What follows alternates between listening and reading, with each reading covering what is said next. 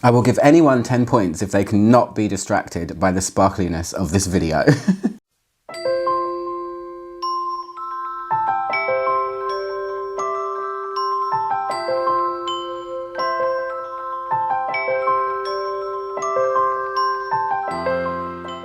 Hi guys, it's ALCHEMY Night. How's everyone doing? Good, good, good, I hope. Stuff came to my mailbox and I'm really, really happy. I knew that there was one thing and I know who it's from, but it turns out there were two things.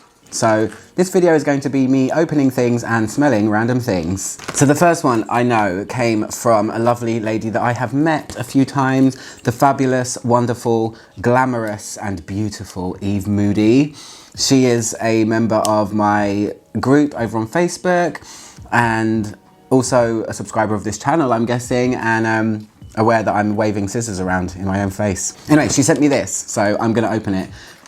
I remember what she said it was, but it seems like there's more than one thing in here, so let's see. Oh my gosh, there's a lot more than I thought in here. There's many things. Okay, there's a note though. It says, "Dear Thomas, I hope you had a fantastic Christmas and New Year. I enclose the Giorgio Beverly Hills and Tonka Imperial sample I promised a year ago with some more. Maybe they'll help with your perfume mojo. Much love, Eve." Thanks so much, Eve. I really did lose my perfume mojo for a couple of months leading up to Christmas, just from being, I don't know, I guess overworked. Christmas time in retail is kind of torturous for retail people, but it's quiet now and I am getting my perfume mojo back, so here we are. And look at the things, there's stuff. Ooh, things. So the first thing I'm gonna smell is Giorgio Beverly Hills, because this is one of those prolific, well, infamous perfumes, shall we say, that I don't think I've ever smelled. It gets such hilarious reviews. People say that it's gross, people say that it's too much, and I do feel like there must have been some point in my life where I have smelled this perfume on a person. Maybe I just didn't know yet. So I'm so excited to smell this. This is the famous one with the yellow and white striped box, bottle, etc. Let's see if it's as bad as people make out to be. This has got in it something that I've smelled in two other perfumes. This is the third one. That really puts me off. It's present in Charlie Red, and it's also present in a Russian perfume I've smelled called Marussia in a red bottle. This has got that going on. What is it? It definitely smells like yellow flowers and it's really harsh. I would need to put this on my skin to see. Let's just go for it, shall we? Let's just go for it. Wow, this perfume, no offense to anyone, including Eve. I don't know if you wear this or someone in your family wears it or if anyone watching this wears it. This perfume to me is kind of the definition of screechy, the epitome of screechy in a perfume. It's like 100 miles an hour flowers, really sharp, and probably needs time to settle. On the blotter, I can't deal with it. Hand, getting a bit better. Wow, it's sharp. Is it tuberose? It's not so bad on skin. It's actually softer and it's a little bit more manageable. But this is a real loud floral perfume and it's really, I can imagine, this must be the newer version. I don't know, maybe it's not, Eve, maybe you can tell me. But yeah, this is gonna really get you noticed and maybe not in the best way possible. I can imagine that I might fall in love with this when it dries a little bit because I'm all about the obnoxious fragrances. I think if you're gonna wear a fragrance, wear it and let people know you're wearing it. Yeah, it definitely feels like white florals and there is a smoothness coming out of it. I'm gonna look it up. Not messing around. Jasmine, gardenia, tuberose and orange blossom. So it's got 4 in there. Apricot, peach, bergamot, ylang ylang, orchid and rose. And then you have oak moss, chamomile, vanilla, patchouli, amber, sandalwood, musk and cedar.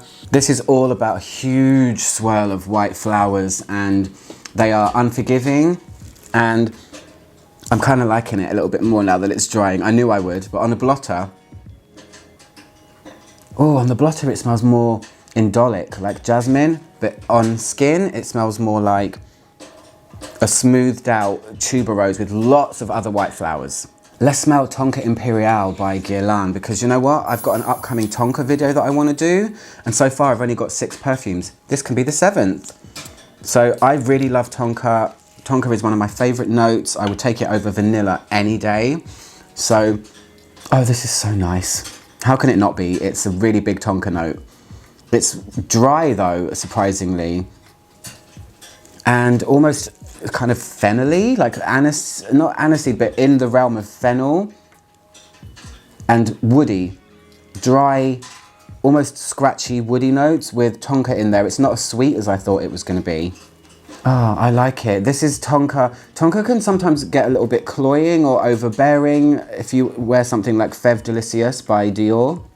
It's my favourite Tonka perfume, but it does, you know, cross that danger line of being, it's a bit too sweet for my tastes, but this has got enough woody notes that are balancing out the sweetness of Tonka, and I like it. I'm going to wear this one so I can add it into my Tonka video, and I'm going to pick 2 more things from the other selection that she sent me. So we have here Rebel Unrequited, I've never heard of that before. Royal Musca by M. Micallef. This one is Masque Milano, and this one is by Cécile Zarokian, and it's an Arabic word that I can't read. Maybe we should try that one. I know Cécile Zarokian as a perfumer because she made one of the new Amouages, which I have reviewed. Atelier Matière Cacao Porcelainelle. And the last one is, oh, there's 2 more. This is Jacques Faith, Tempête d'automne. I don't know. I know that Eve likes Jacques Faith though as a brand. I remember talking about it with you, didn't I? At the meetup. Let's smell this Masque Milano one, and then I'm going to open the other package so this video isn't 20 hours long. But thanks, Eve, this is so exciting. Oh my God, I love this. This is so good. I don't even know what it's called, but Masque Milano, niche Italian brand, done a spotlight on them before. I own their Tango perfume. Oh, this is a, I don't even know what this is, but this is a perfume lover's perfume. This smells really expensive and pricey. It feels like it's got really expensive materials in it. I really hope there is an oud in here. It could be, but it's more floral than it is oud. Do I smell ylang ylang? And is it a chypre again? Falling in love with chypres recently. In the last 2 years, it's becoming my favorite style of perfume. It's never going to take over amber, but so gorgeous, Eve. What is this?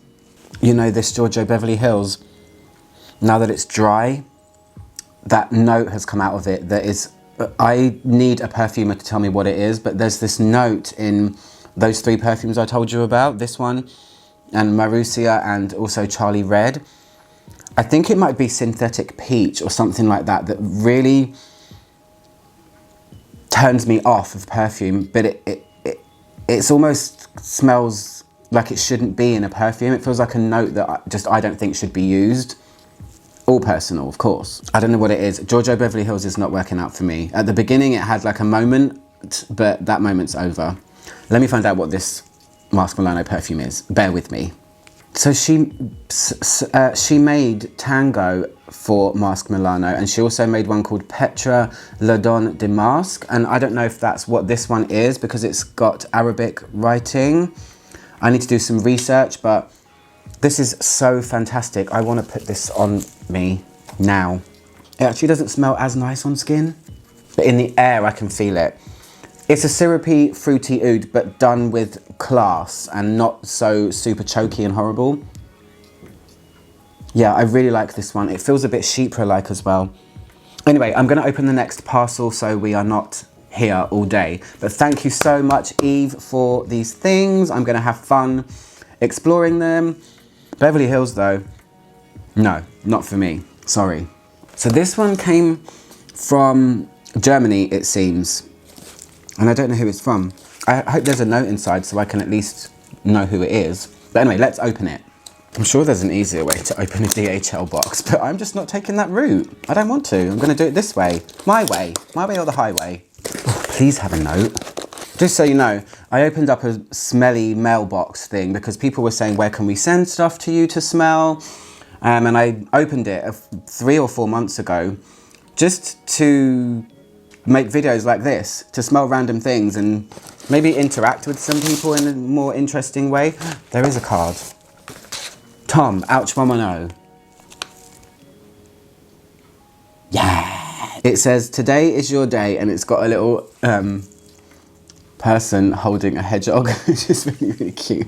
It says, this was on the 30th of November. Wow. Dear Tom, how are you? I hope you're doing great. I'm sending you some samples. I'm curious on your opinion on the EBK ones. Are they worth it? Did I waste my money on Ruby and Vanilla Intense? I trust your nose on this. Please take care, and I really like your channel. Hugs. Lola. Yay! Okay, let's see.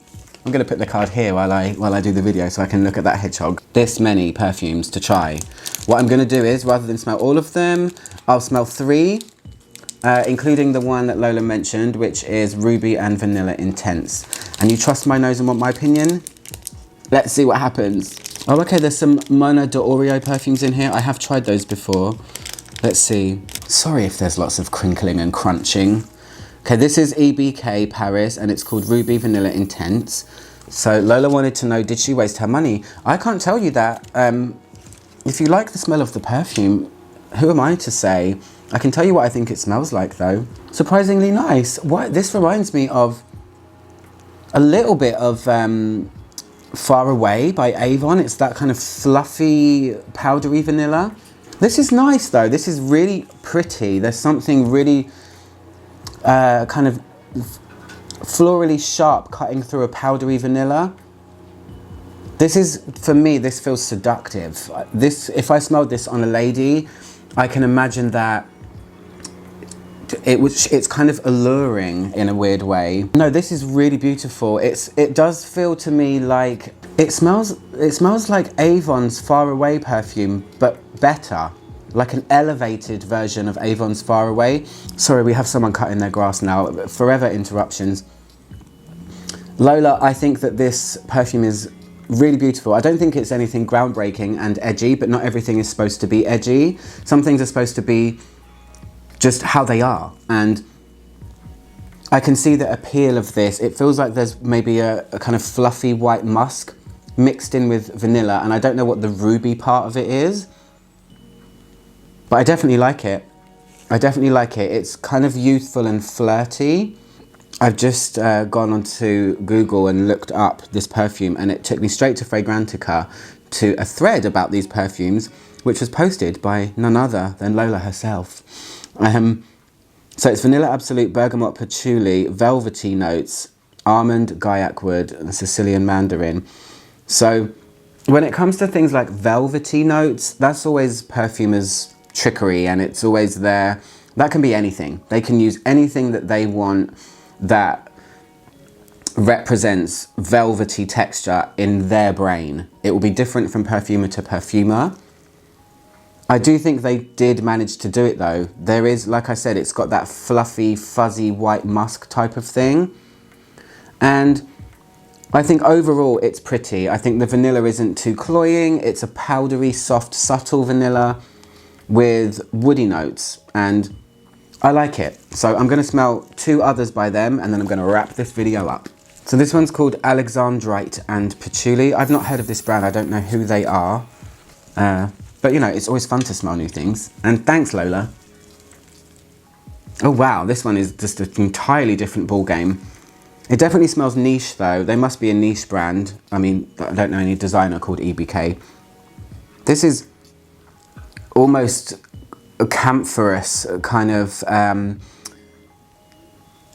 sharp, kind of earthy, woody. It smells a bit turpentine-like. It feels a bit chemical, but on purpose. Not like it just smells like chemicals because it's a bad perfume. It smells a bit like varnish. Varnish and patchouli together. What's alexandrite? Isn't that a stone? So again, it's going to be a perfumer playing around with the idea of stone. Is it a green stone? This one's harsh. I don't know if I'd wear this one. I can smell like a wormwoody absinthe type feeling as well. And it does feel maybe like a scratchy oud, but it smells medicinal and kind of varnish-like. That one I can't smell too much. Again, you need to put things on skin. There's 3 others and I don't know which one to choose. There's Moonstone and Tuberose, Aquamarine and Powder, and then there's Deep and Desire Yacht. I'm gonna try their tuberose because I'm familiar with tuberose, so let's see what they do with it. Let's see if it's a fake horrible one or if it's a luscious green one. Let's see. Tuberose is definitely in there, but this has got a real molecule, harsh woodiness. There is something about each of these that I've tried where it feels a little bit harsh. Not so much with the Ruby and Vanilla because that one had a lot of soft tones going on, but these last two, kind of sharp. The tuberose in this one is very clinical smelling and it feels a little bit empty.